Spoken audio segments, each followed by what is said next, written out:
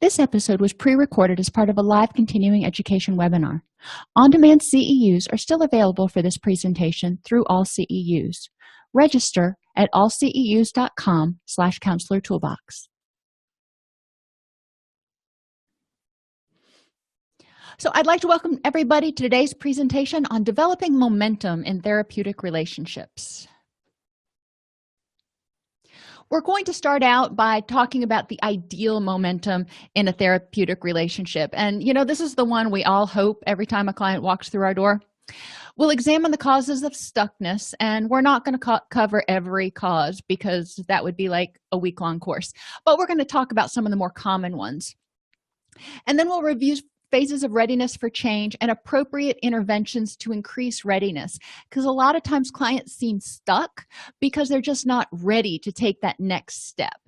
And then we'll explore issues in the therapeutic relationship itself that may lead to stuckness and some interventions. So we're going to talk about this stuckness in terms of when we think we're doing what we need to do and clients just aren't making progress, or clients really never get off the ground. What's causing that? So thinking about it, and you can share if you feel like it, what causes your clients' stuckness? Thinking about clients you've had that have either never developed momentum or have gotten in and then just kind of hit a wall and not gotten further and either dropped out or just continue to come and don't seem to be making progress. And what do you do in your sessions with all clients, not just the stuck ones, to keep momentum going? Because the ideas that I have are my ideas and the ones that I've found doing research and stuff, but I'm sure you've got other tips, tools, and tricks that you use to keep momentum going. So one of the things that I do in my sessions with clients is we set goals, and we set small goals, and we review the treatment plan at the beginning of every session to see kind of where we are on track. I like to set treatment plans up as like a little checklist so we can check things off as each objective gets met, and that way people can see the progress they're making. I also encourage them to create a baseline log of how they're feeling. So if they're experiencing depression, I encourage them twice a day, maybe more depending on the client, but at least first thing in the morning and right before bed, to assess their level of depression on a scale of 1 to 5. And I use an anchored Likert scale for them. And I have them do that for an entire week between the assessment and the first actual session. So that's our baseline. And I use that in order to help them look back and see, am I improving at all? So am I going from, a 1 every single day to a 1 4 out of the 7 days?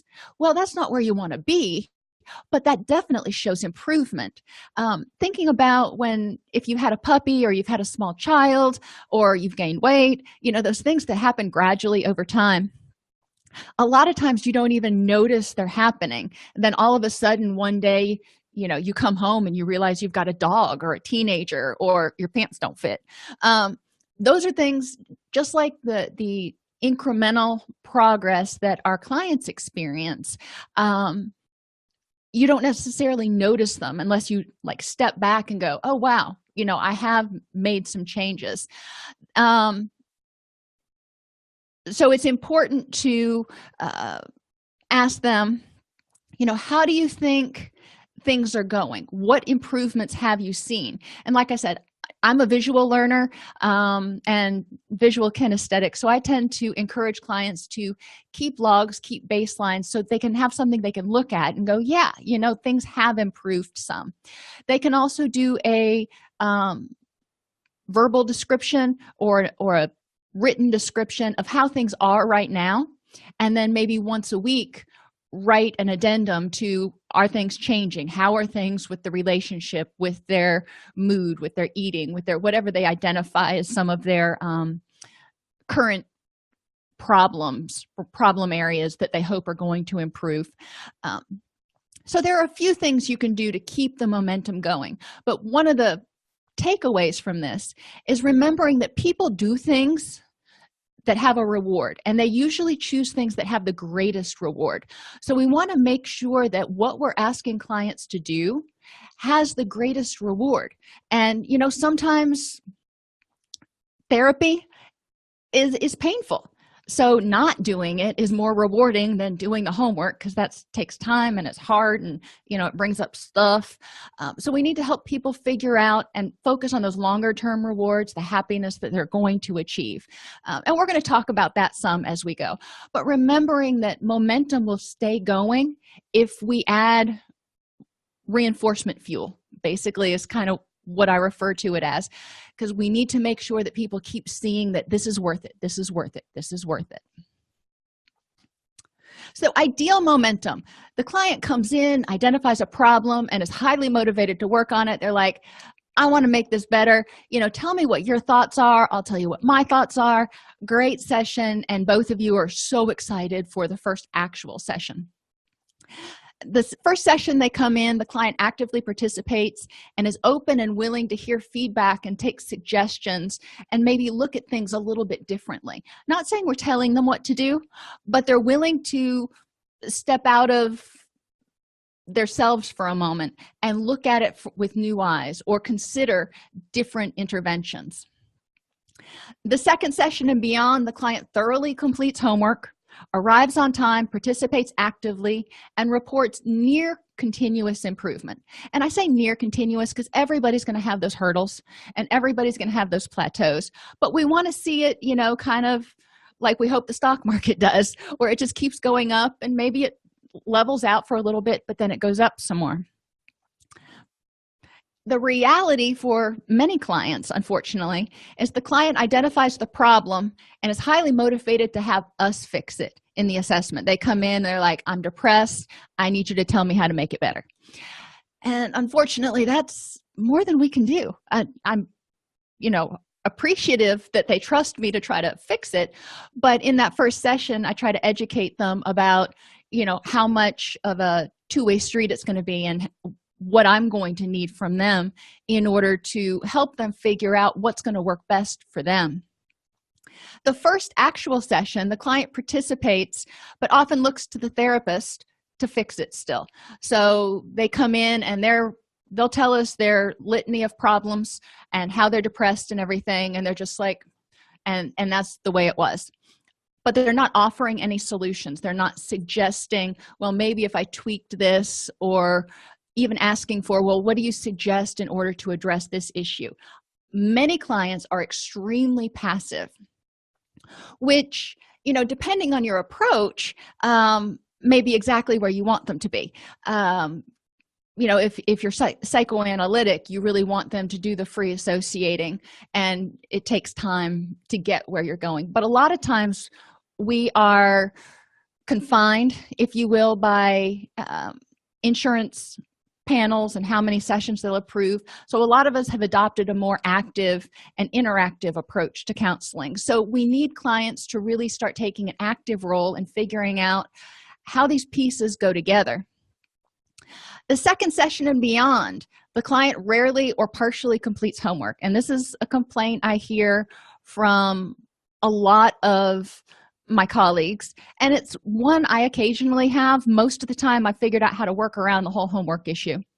They participate passively, reporting problems but not looking for solutions, and only reporting sporadic improvement. It's like, yeah, I had a good week this week, and the next week the sky is falling. So they're not generalizing their skills. And this is not really where we want clients to be. We want them to feel like they're making forward progress and not doing some sort of weird little cha-cha. So the first thing I want to look at is stuckness versus a plateau. We expect clients to experience plateau where gains seem to stall. And again, I'll refer you back to times where you've lost weight, or when your children have been growing up developmentally. They will go through a growth spurt, and then they'll stall out for a while, and then they'll go through a growth spurt, and you got to go get a whole bunch of new clothes. And it goes like that. It's not a continuous growing thing. It seems like it goes and then it stalls, and then it goes and then it stalls. And academically, a lot of times they do the same thing. So it's important to look at our clients and say, okay, what's going on with this client right now? Have they developed a new skill in counseling and they're trying to integrate it and really solidify it? So, they're not making a whole lot of progress on their treatment plan because they're really trying to get this one aspect right. Or, maybe they've got something else going on that's sucking their energy. And so they've plateaued and they're holding their gains, but they're not making any further gains. So then we want to look at what else is going on. A plateau lasting more than about a month in which the client has not reached maximal gains should probably be explored. Now, most of my clients come in and they don't have one simple problem. They may come in with depression or anxiety, but when we start looking at it, there's a lot of contributing factors there. So it's not just one simple treatment plan that they can bing, bang, boom. So they'll maybe start working on mindfulness and reach a little bit of a plateau with that, and then they'll hold it. When they've reached maximal gains, they've solidified that skill, they're not backsliding on it, they're starting to use it every day, and they're becoming more aware and content on a daily basis. So maximal gains are good. We want people to hold, and we'll talk about maintenance when we get there. So we want to look at, to determine whether it's stuckness or a plateau, is something else going on and the client just doesn't have the energy resources to devote to counseling right now. If they are doing gangbusters in counseling and they're just making all kinds of improvements, and then they start to slow down, or it's almost like they hit a brick wall. I usually investigate with my clients. I'm like, what's going on? Did something change at work? Maybe they had a death in the family. There could be a bunch of other stuff where counseling's gotten put back on the back burner. And then you can explore with them at that point. Do you want to, continue coming for maintenance? Do you want to space out your sessions some more? But I don't want clients to get frustrated and feel like they're coming and not making any improvements. So I want them to make sure that they also see that you're holding your own, and that's really awesome, but you've also got this other stuff going on right now, so you're probably not going to make advancements as quickly as possible. Sometimes the client just loses steam because it's not rewarding enough, and we've all lost steam before. You know how that goes. So trying to look at, have there been good times? Does the client see the benefit of the counseling? Does the client see improvements? And if you haven't talked about it, then the client may not have even explored it. So it's important every time the client comes in to really look at the progress they've made and reinforce those gains. And you may also have treatment plan objectives that need to be changed. Life happens. Somebody comes in and they're dealing with their generalized anxiety or whatever the case may be, and then they get diagnosed with a chronic illness, which spirals them into a depressive episode. Okay, well, that wasn't there when we wrote the first treatment plan, so we may need to, table the anxiety stuff for right now and just hold your own with those skills and address this other issue that's a more pressing crisis.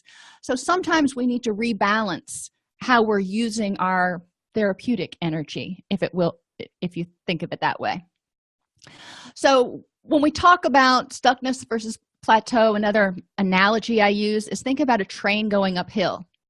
So if the train's going uphill and there's a tree down on the tracks, then they're stuck. They can't go anywhere.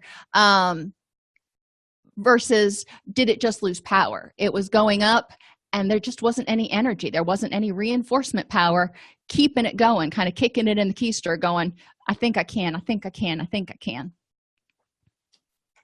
So causes of stuckness. I know you've been waiting for 15 minutes to hear about this. The client has competing priorities. We need to talk to them about this. When clients come into counseling for their assessment, one of the first things we talk about is, aside from what's your presenting issue, is the fact that counseling is exhausting. It is a job, and it's going to take some time every day, and it's going to have great benefits in the long term, but it's important to recognize that you're going to have to cut yourself some slack, and you're not going to be able to keep up everything you've been doing until now and then just plop counseling down on top of it, most likely. So we talk about that just to make sure clients understand that for them to reap the best benefits, they're going to have to dedicate more than 1 hour a week. Another reason clients may get stuck is they're not motivated to abandon their old behaviors. And this is something we'll typically address in the first couple of sessions. What are the benefits to that old behavior? What function did it serve for you? Or why are you holding on to that? Now, when we talk about depression, that's a feeling. So we want to look at the behaviors that may be contributing to the depression, the negative cognitions, sleeping all the time, poor nutrition, whatever it is that's contributing to it for that person, staying in a toxic environment.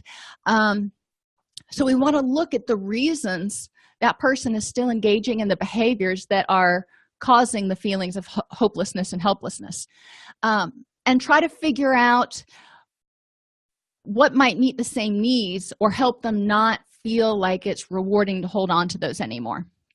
Another cause of stuckness is wrong or incomplete problem identification or cause identification. Sometimes you have people who are like, I need to lose 40 pounds so my husband won't leave me. So most of the time, and I'm not saying it would never happen, but most of the time there's a whole lot more going on in the relationship than one person gaining weight, which would cause the partner to abandon them. So we want to look at what else is going on in that relationship, because if they lose all that weight and the partner still leaves them, then they're going to feel very defeated and like, what happened? I thought if I lost the weight, this person wouldn't leave me. So we need to help them look at the bigger picture. If goals are too broad, poorly defined, or complicated. So if you have clients that come in and you want them to work on their depression or their anger, a lot of times that's too vague. So we need to be more specific, because to keep that reward energy going, they need to have small goals that they can complete on a daily or weekly basis and see that, yeah, I did that, and okay, good for me. Here's my reward, whatever it is. The client doesn't feel heard or understood. And a lot of times you can notice this because the client yes buts everything. You make a suggestion, they're like, yeah, but and makes an excuse for why they didn't do something, or why they won't do something. Or if the same issue repeatedly comes up, they keep telling you about the same fight they had with their spouse 6 months ago or whatever it is, then that is kind of a clue that they haven't resolved that issue yet. So that's when I back up and I say, I hear this keeps coming up, and so I'm wondering what I'm missing. You're having a hard time working to a place where you can accept that this happened or come to terms with it or whatever it is. And I ask them, what else do I need to hear? Or what else do you want to occur in order for you to feel okay about this situation? The client doesn't understand the importance of homework or the connection to their recovery process. So if we just throw worksheets at them or put them in group and say, okay, go home and do the worksheet, they may not get how that's going to help them, or they may only tangentially get it. It's really important to review the homework and to make them apply it to their own life, and draw that connection for them sometimes. And a client isn't challenged through Socratic questioning to arrive at their own solutions. Think about when you're taking a test, how much more challenging for most of us an essay test is versus a multiple choice test. If you can see the answer, you can often pick the right answer. When we're in counseling, if the therapist is always saying, well, why don't you try doing this, instead of asking, of the tools you have to deal with that, what do you think would have been a more helpful response? If we're always giving the answer, then the client isn't challenged to do the problem-solving process in their own head and connect the dots. So one of the things we want to look at is their readiness for change. And when clients come into your office, a lot of times, if you're doing mental health counseling, a lot of times the clients are either in preparation, they're tired of feeling sick and tired, but they may not be quite ready to do what it takes, or they're in the action stage and they're just ready. So what we want to do is help clients figure that out. But some clients will come in because their boss told them or their spouse told them, if you don't go to counseling, I'm going to leave, or whatever it is. So pre-contemplation, they don't see there's a problem. It's like on a hot day sitting outside and going, it's beautiful. Contemplation, you realize there might be a problem. So that same hot day, you're starting to get a little sweaty and thinking, this is a little uncomfortable, and looking around going, I could move to the shade. I might be able to get into the pool. And then you start thinking, no, that pool's pretty cold. It's not that bad right now. Preparation is when the client starts trying to figure out what to do. They're like, okay, I am really uncomfortable sitting out here in this heat, so I've got to move. And they try to decide what they're going to do. They look around at all those options again, and they start making a choice, and they go over to the pool. So they are ready to feel cooler, and they go over to the pool and they jump in. And what happens when you jump in? It's cold. So they jump right back out again because they're like, okay, that was too painful. And a lot of times with our clients, they come in the action phase and they start getting into stuff, and then they find themselves feeling overwhelmed, or they find a hot button issue and they jump right back out again. And this is a lot of times we refer to this as stuckness or resistance, because they don't seem to want to go back into it again. And it's up to us to help them understand that, okay, maybe things went a little too fast. Let's talk about how you felt about that last session and identify what you can do to prevent feeling overwhelmed or feeling so much hurt again, at least all at once, and help them make it more tolerable, if you will. Because remember, there has to be some sort of reward to it. And certain things, if they're painful enough, there's just not enough reward in the world. So we want to help them inch towards being able to work through it. And maintenance. The maintenance phase, they're maintaining their progress on one skill while addressing, or issue, while addressing another one. So a lot of times we see this when we have people come in who are working on, for example, smoking cessation. A lot of times they use cigarettes in order to help them cope with stress and anxiety. So they come in, they've got underlying stress and anxiety. We help them develop tools to deal with stress and anxiety and distress tolerance and all that happy stuff. Then we want them to hold that and maintain those skills and keep practicing those skills while they start working on smoking cessation, which will naturally increase their anxiety most of the time. So then they're going to have to use these tools that we've been working on, that they're maintaining, while they're working on this other issue and reducing their smoking. So generally working on one or two problems at a time is better than trying to work on everything all at once, which can end up kind of feeling slipshod. If somebody's using a tool, for example, smoking, in order to cope, and you pull that away, they have to have something to replace it. Otherwise, it's too painful. So think about a change that you wanted to make that lost its momentum. Maybe it was a New Year's resolution or something. And think about what happened. Why did it lose momentum? Why were the benefits of the new behavior not rewarding enough? And what did you miss about the old behaviors? So I'll give you an example. Every once in a while I'll get a wild hair and I'll decide I am going to eat clean. Now, I love my refined carbohydrates. They're bad for me, but I love them. So I will decide that I'm going to eat clean. Well, the benefit to the new behavior, I drop some weight, it feels better, I have more energy. That's awesome. But you know what? I also struggle when I'm at mealtime with my family and they're eating all the refined carbohydrates and I miss them. And it's hard when you go out to places, fast food, or go out to eat, because there's always refined carbohydrates. And I hate paying for something and not consuming it. So those are kind of the drawbacks, and, missing just breads and things like that.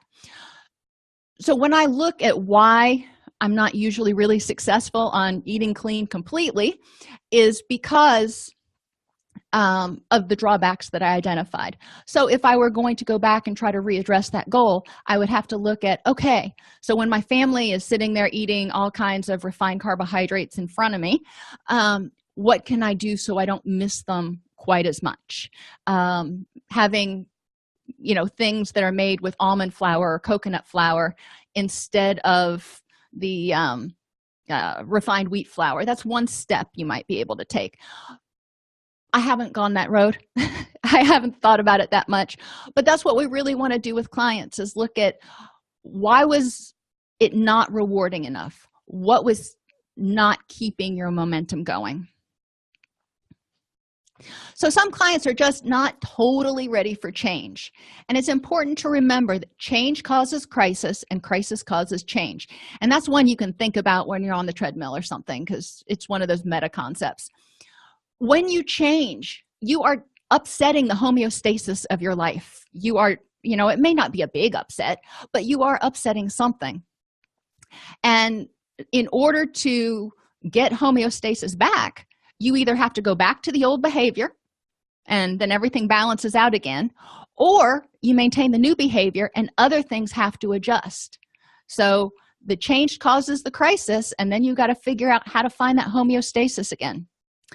So from a growth mindset, clients see change as everything I can be. I'm here right now, but how much better can things be if I fill in the blank? A fixed mindset is the I am mindset. I am depressed, so I can't see myself as a undepressed person. I can't see the options and the opportunities. I can see myself as a person living with clinical depression, maybe, but that's about as far as I can get.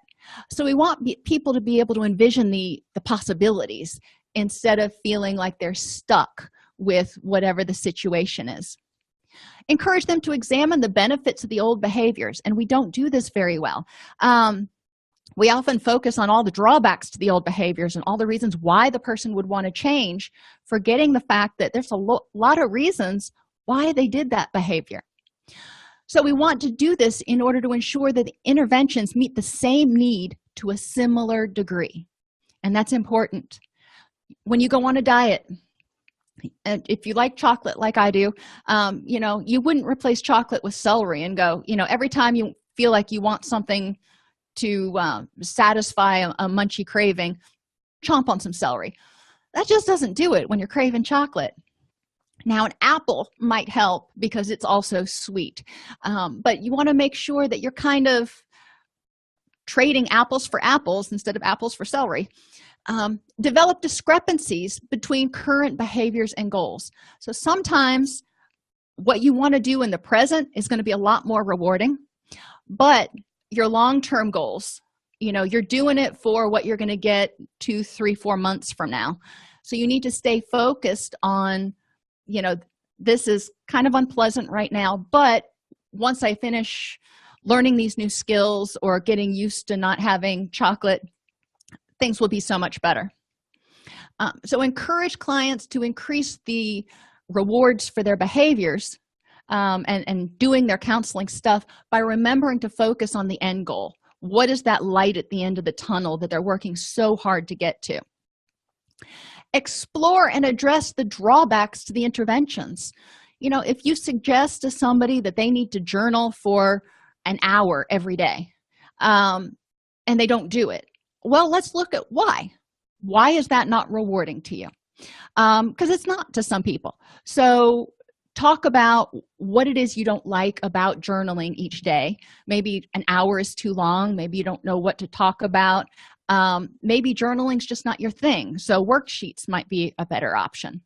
But it's important to talk to them about what are the drawbacks, because they're not going to do them if they don't see a benefit. The other thing is they might do them for a month and not feel like it did any good. They're like, well, what was the point of all that? We also can increase the frequency and or intensity of the rewards for the new behavior.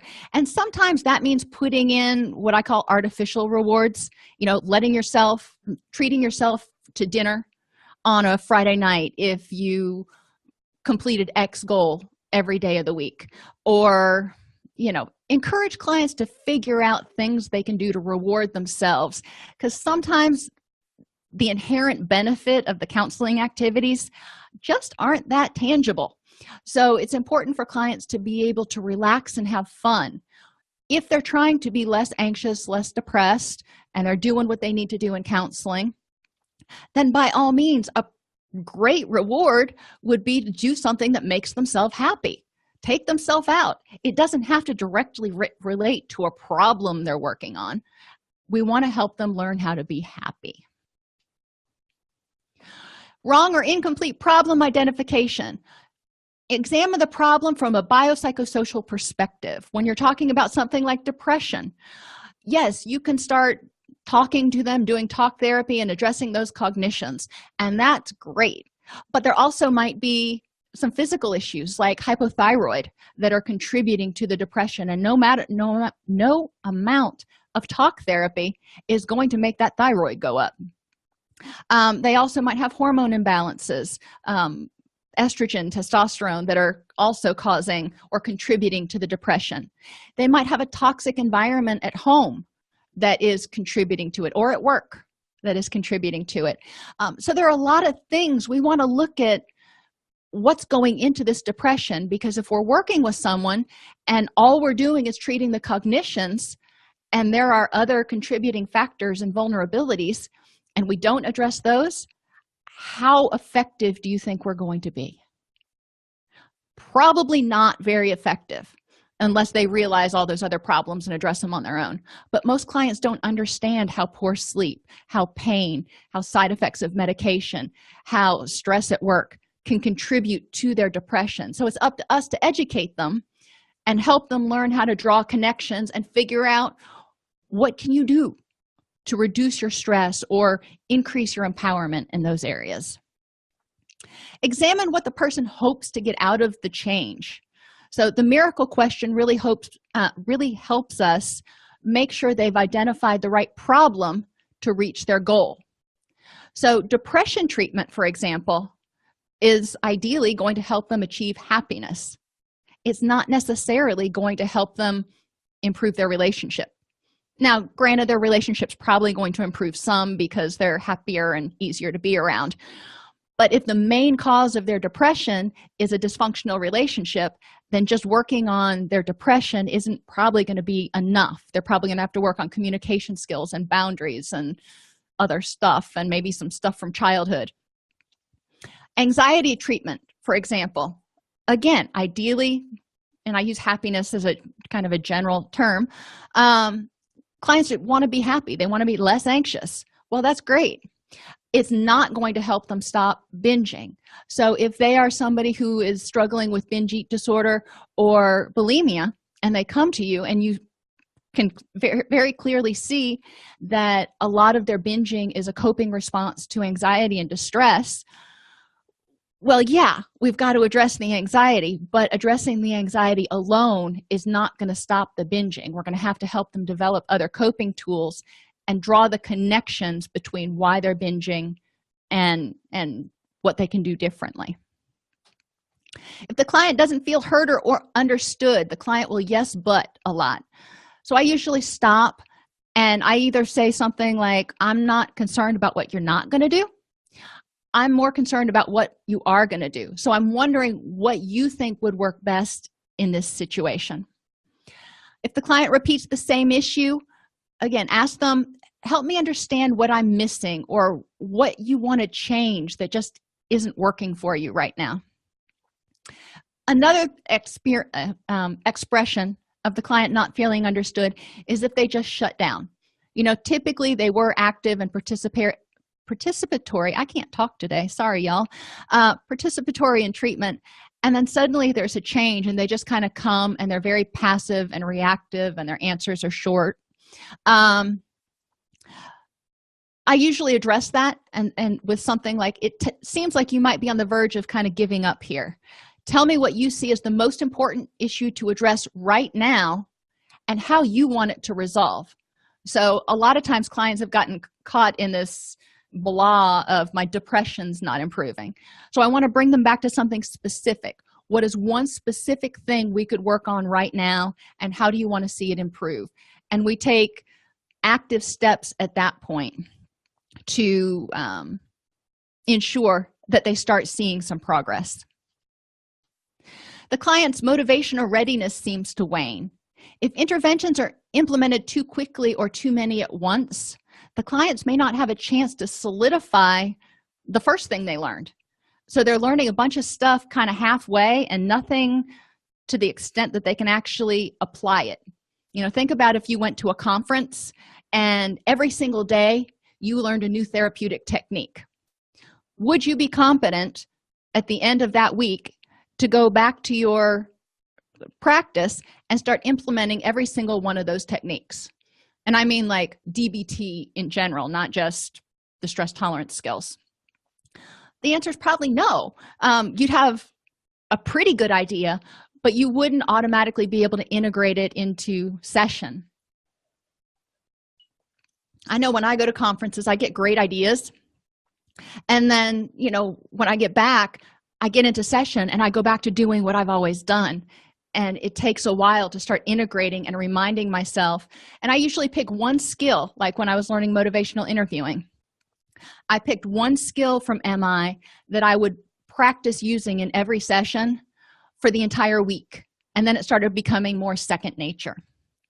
If the interventions target the wrong issue, such as addressing relationship communication issues, when one or both people in the relationship have low self-esteem, abandonment issues, and are projecting the past onto the present. So if people come to you and they're arguing and just, you know, like cats and dogs, and you're like, oh, well, it's because you can't communicate. Well, it may be a whole lot more than that. So if all you're doing is addressing communication, you're not addressing the motivations and other stuff that's causing the dysfunction. And the interventions may be incomplete. So maybe you're targeting, like I said before, you're targeting cognitions, which is something we do very well, but you're failing to also address the interpersonal skills deficits or the physical vulnerabilities that are contributing to what's going on, either, you know, not getting enough sleep or chronic pain or medication side effects or whatever it is. Clients need to understand the importance of homework. Baseline and monitoring, I think, are important so clients can see gradual improvements. Daily application of new tools to strengthen memory connections and effectiveness is really helpful. So when we learn a skill in group or in session, I encourage them to practice it at least once each day. And if they don't, then I want them to do a worksheet at the end, you know, when they're doing their journaling in the evening or filling out their worksheet. I want them to think back to when they might have been able to use it and apply it. So they're still doing it, they're just doing it retrospectively. Prioritize doing the work to achieve recovery as they define it. You know, a lot of clients, they're fine coming to session, but they just don't want to make time to do the homework, just like we didn't when we were in high school or college. So we need to make sure that they see the importance. Why is this important? And I emphasize to them, if you use it every day, then it'll become more second nature and easier, because the habits you're trying to get rid of are already second nature. So we need to develop something that can replace those. But I encourage them to remember why they want to recover and ask them, how does prioritizing X, work, going to the gym, whatever it is, over therapy help you achieve your recovery? So if they're constantly going on vacations and going out with their friends, encouraging them, just developing that discrepancy between their actions and what they say they want out of therapy. And if they keep forgetting, then what needs to happen so you can remember to do your homework? You know, it's easy to forget if you have to put kids to bed and, you know, feed the dog and do whatever else. So what needs to happen? You may have an alarm set. You may have a visual reminder, like you put your workbook on your pillow so you remember to do it before you go to bed. There's a lot of interventions that can be used, but we need to ask them what's going to work for you. Another thing I do with clients, and I think it's really important, unfortunately it didn't make the slides, I don't know why, at the end of every session, and this includes the assessment session, because when they come in for their assessment, it's generally when they're most motivated. They're like, finally, I might get some relief. So I want to build on that. and I want to develop rapport in that session, and I want them to walk out the door with some sort of tip, tool, or trick that can help them start addressing their issue today. And it can be mindfulness. It can be I usually choose something very simple that can start helping them develop an awareness of their issue, or for example, if they have a lot of anxiety, develop a couple distress tolerance skills and talk about those in group or in the assessment session, and encourage them to practice using those distress tolerance skills between now and our first actual session. They're also going to do their baseline, and we found that when people do baseline charting, they actually notice improvements in their whatever the behavior is because they're paying attention to it. So they actually improve themselves, kind of placebo effect-ish. So, but if clients have a tool that they can use after every session, and then when they come in for the next session, you talk about how did that work, and if it didn't work really well, let's talk about whether we should scrap it or adjust it. Then they feel like they're doing something, and they're doing something active. And it doesn't have to be huge. It can even be telling them about a book you want them to read. That gives them something active to do, and they feel empowered, like they're taking control of their recovery. So do follow up on homework, and make sure clients believe that you think homework is important. It's not just busy work that you think you got to give them. Sometimes it's helpful to do homework with them, if you will. So if you are teaching them to use mindfulness, then you practice mindfulness and maybe share one or two things that you figured out about yourself over the past week. Maybe you were you recognized through your mindfulness activities that you weren't sleeping well, and then you looked back and realized that you'd been drinking a lot more caffeine. It doesn't have to be anything ultra personal, but help them see that you're not just telling them to do stuff you wouldn't do themselves. Tailor the homework to meet the client's learning needs. Prose versus lists. I've told you before, I'm not a journaler, never have been. I'm not a prose type of person. I'm a list type of person. So I can write lists of, I'll write down the 10 things that made me irritable today or whatever it is. But I'm not going to write this long Dear Diary narrative. Just not how I'm wired. So if people are, resistant, or even before they start doing it, ask them, which would you prefer? Or present it to them. I need this information. Put it in whatever form you want. Free form versus worksheets, which is also kind of prose. So you may have them write down how they felt about implementing a particular intervention, or how they felt about a certain experience. Not every client is comfortable using all those words and doing that. So they may do better with worksheets that prompt them. When I went into the session, I felt blank. And they just have to fill in the blank, so they're not having to come up with something that flows, and they're not as self-conscious. And then some people prefer videos versus books. And some people also prefer old-fashioned books versus online. My daughter's dyslexic, and she has a hard time reading stuff online, but she does a lot better with actual printed books. But some people prefer videos. I'd rather not. I'd rather read something. So ask your clients what's going to work for you, so they don't feel like they're getting homework like they did in high school that they just dreaded the whole time. And keep it short. The total time each day for working on their stuff probably shouldn't exceed about an hour, including the logging they do throughout the day. If it starts to exceed that, it's probably going to start negatively impacting other areas of their life, and they're going to not complete it. Help them figure out how to work it into their daily routine, such as journaling or doing their worksheets while they're drinking their morning coffee, or just before bed while they're winding down, while they're doing something that they would have done anyway. And listening to audio recordings on the way to work or at the gym, if they're auditory learners. Some people would prefer to listen to like a 15 or 20-minute primer on the ABCs of cognitive behavioral or distress tolerance skills or something in the car because the driving is something they already have to do, so they might as well pair the two things together. So help them brainstorm ways that they can actually work their homework in without making it feel like it's drudgery, because if it's not rewarding, they ain't gonna do it. Socratic questioning. By using Socratic questioning, clients strengthen their memory pathways to trigger using the skills on their own.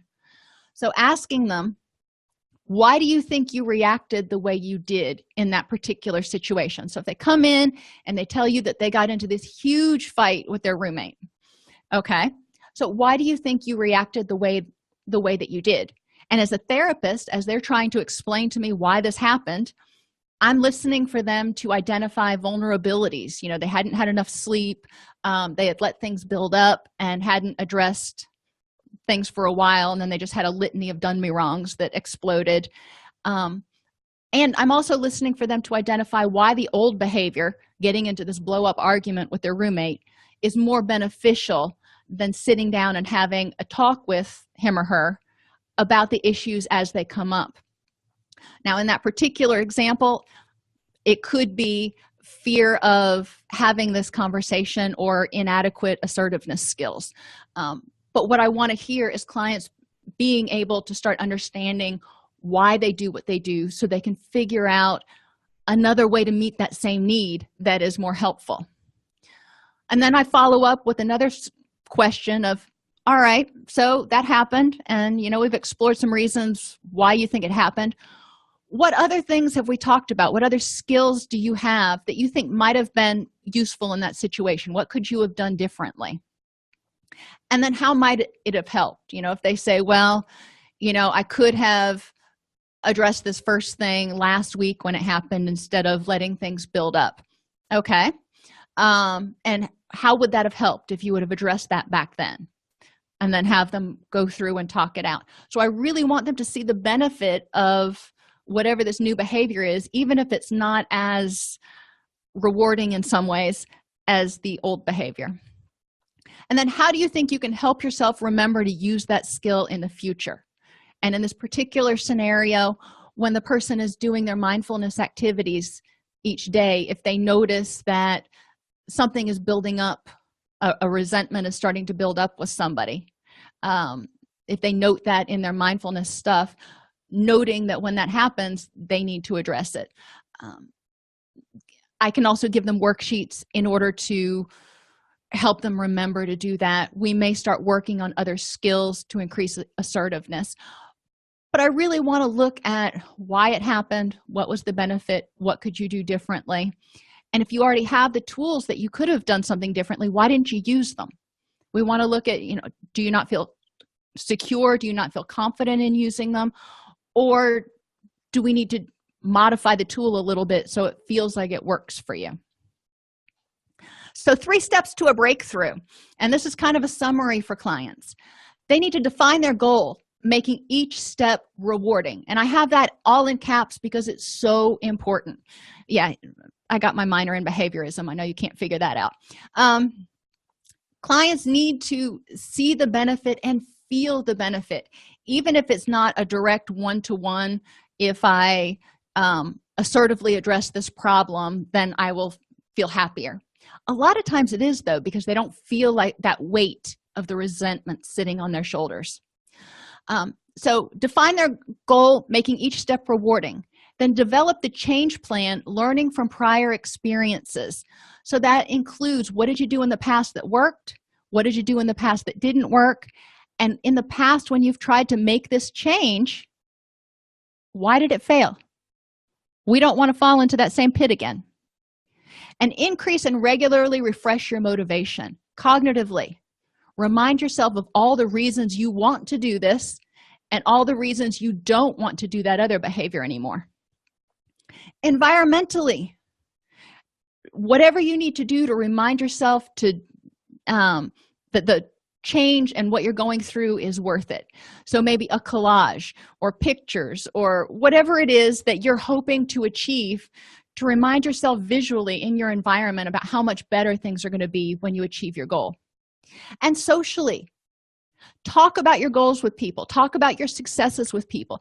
And make sure that you've got a support system that will encourage you and check in periodically and go, hey, how's that weight loss going? Or hey, how's your counseling? How are your counseling sessions going? That will help people stay moving forward. Another aspect of social motivation, if people are in support groups, then they motivate each other, and they can also help each other get unstuck when somebody hits a really difficult period. They've got social support to go, I've been there, I know it sucks right now, but you got this. So change requires a certain amount of momentum.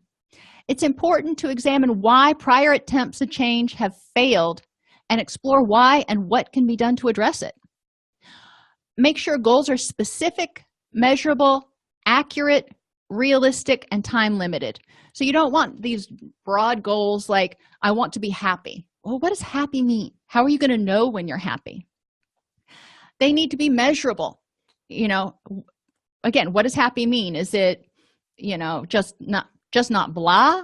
Or is it a 4 out on a scale of 1 to 5? You want to be a 4 or better 6 out of every 7 days. That's measurable. Is it accurate? Are you trying to change the right thing? If you want to preserve your marriage and you think losing 40 pounds is going to do it, then is that an accurate goal? Or are you going to go through all the effort of making this change and then feel like you're being let down because you didn't get the hoped for result? And is it realistic? Is it something you can even do? In relationships, there's 2 people that have to tango. So if it's a one-way street and it's a toxic environment, making it into a Warden June Cleaver situation may not be realistic. It may be one that you're determined to keep, but we need to look at what's a realistic hope for this relationship. And time limited. We want to make sure that people are getting rewards frequently. Initially, every day is good, but that's probably not realistic. At least once a week, they need to be able to kind of pat themselves on the back and get a reward for doing the hard work. As clients learn new skills and ways of responding, it's vital to practice them on a daily basis and without expecting immediate perfection. Yeah, you're going to use some of their old behaviors, and that's okay. Just accept the fact that you did it, look back on it and go, okay, what could I have done differently? And learn from it instead of beating yourself up, because I don't want clients getting stuck going, well, I had this new skill and I still use the old behavior anyway. I relapsed. I'm a failure. No. You've been using that other behavior for the past 20 years. You've had this one for 2 weeks. It's going to take a while before you're as comfortable with it. So let's just figure out how to help you be more comfortable with it. Sometimes motivation and compliance can be increased by social support, environmental reminders and changes, such as the alarms to do your homework, or writing on the mirror in the bathroom that you need to smile more today, or whatever the intervention is. Identify and regularly review the benefits of change as well as the drawbacks to the old behavior, and log and review progress on a daily basis so you can see and really revel in those incremental changes and go, you know what? This is working. If you enjoy this podcast, please like and subscribe either in your podcast player or on YouTube. You can attend and participate in our live webinars with Dr. Snipes by subscribing at allceus.com/counselor toolbox. This episode has been brought to you in part by allceus.com, providing 24/7 multimedia continuing education and pre-certification training to counselors, therapists, and nurses since 2006. Use coupon code Counselor Toolbox to get a 20% discount off your order this month.